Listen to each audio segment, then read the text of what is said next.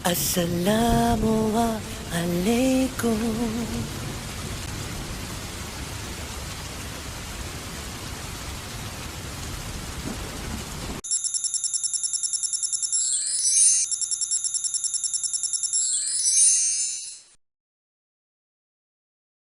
Apa tuh namanya, dari tiga ya, dari mungkin beberapa hal yang sampaikan ini, mungkin saya coba ambil kesimpulan biar nanti teman-teman bisa mudah ya, memudahkan Anda untuk katakanlah berikhtiar ya, berikhtiar. Tapi lagi-lagi saya sampaikan, jangan jadikan ini sebagai tujuan ya, tujuan yang sangat-sangat mendominasi jiwa, nanti bahaya, malah nanti bisa terganggu jin nanti ya, sebagaimana kemarin ada saya cerita tentang batu ya, batu-batu yang dulu sempat populer di Indonesia.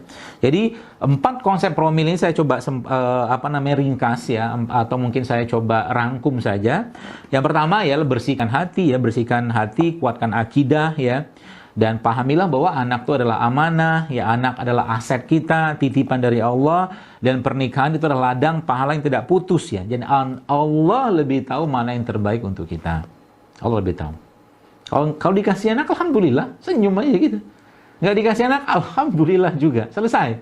Nah, kalau memang sudah kayak begitu, kita udah let it go, aman kita. Ya, kita tidak meletakkan keinginan-keinginan yang berlebihan, karena Allah jauh lebih tahu tentang apa yang dibutuhkan oleh ciptaan daripada kita sendiri. Kita kan ciptaannya, seperti itu. Ya. Dan jangan biarkan keinginan atau harapan punya anak ini menjadi fitnah dalam dunia Anda. Jangan. Fitnah itu maksudnya jadi cobaan gitu, terlalu berlebihan. Jangan, nggak usah, biasa aja lah. Ya, seperti itu. Ya. Nah, yang kedua, ya, konsep yang kedua adalah bersihkan ladang. Ya, bersihkan ladang tanah tadi dengan puasa, dengan bekam, termasuk juga tadi lupa saya sampaikan, di situ Anda mungkin juga perlu membiasakan atau mungkin perlu juga memasukkan di situ konsep atau mungkin makanan-makanan berbasiskan atau minuman berbasiskan probiotik. Ya, fermentasi itu juga sangat baik untuk membantu ini. Dan yang ketiga, isi dengan produk ciptaan Allah. Ya, halal, thayyib ya, tidak berlebihan, rempah, rimpang ya, ada kurma ya, lemak-lemak yang baik seperti zaitun, mungkin juga di kacang-kacangan itu ya, bisa Anda pakai ya, seperti itu. Kemudian yang keempat ya, tawakal. Udah selesai gitu. Ikhtiar sudah jalan ya, termasuk ya, gunakan ikhtiar-ikhtiar langit ya. Gunakan ikhtiar-ikhtiar lain. Dalam bentuk apa? Sodako. Lakukan sunnah-sunnah Nabi yang belum pernah kita kerjakan.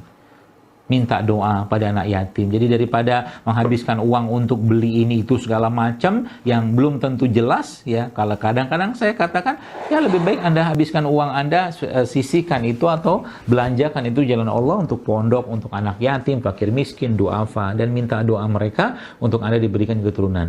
Seperti itu. Jadi akhirnya hidup kita itu tenang, Bapak sekalian. Ya, tenang kenapa?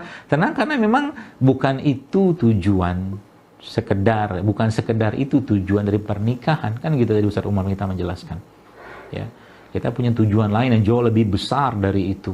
Ya, maka beberapa poin-poin ini bisa Anda pakai, ya, dan insya Allah ikhlaskan niat karena Allah, ya, dan goal akhirnya, kalaulah nanti punya anak, maka Anda atau kita sebagai orang tua harus mengambil tugas atau amanah yang sudah Allah sampaikan atau firmankan dalam Al-Quran berkaitan dengan mendidik anak. Yaitu apa? Yaitu doa yang sering kita baca atau kita dengar. Rabbana hablana min azwajina wa zurriyatina qurrata a'yun waj'alna lil muttaqina imama. Kita punya anak bukan untuk mendidik dia menjadi seorang dokter, bukan.